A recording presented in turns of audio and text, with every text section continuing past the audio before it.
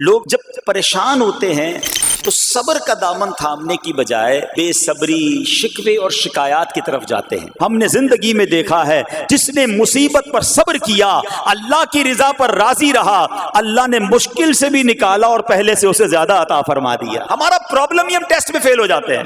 جیسے ہی امتحان شروع ہوا، واویلا شروع، شور شروع، شکوے شروع۔ اللہ فرماتا ہے جب میں اپنے کسی بندے کو بیماری میں مبتلا کروں اور وہ اس پر صبر کرے، کسی سے شکایت نہ کرے، تو میں اس کے گوشت کو اچھے گوشت سے اور اس کے خون کو اچھے خون سے بدل دیتا ہوں۔ پھر اگر اسے شفا دیتا ہوں تو ایسی شفا دیتا ہوں کہ اس کے نامہ اعمال میں کوئی گناہ نہیں رہتا، اور اگر میں اسے دنیا سے اٹھا لوں تو اسے اپنی رحمت کاملہ کے سائے میں لے جاتا ہوں۔ خدا را یاد رکھنا، اگر کسی آزمائش سے گزر رہے ہو تب بھی، اور اگر آئندہ کوئی آزمائش آئے، صبر کا دامن نہ چھوڑنا، یہ تصور کر لینا کہ یہ میرے گناہ معاف کرنے کا ذریعہ بن رہا ہے۔ دیکھیے پروگرام اصلاح اعمال بروز پیر، مدینہ منورہ میں رات 9:15 بجے اور پاکستان میں رات 11:15 بجے مدنی چینل پر۔ صلو علی الحبیب صلی اللہ تعالی علی محمد۔ مجھے اپنی اور ساری دنیا کے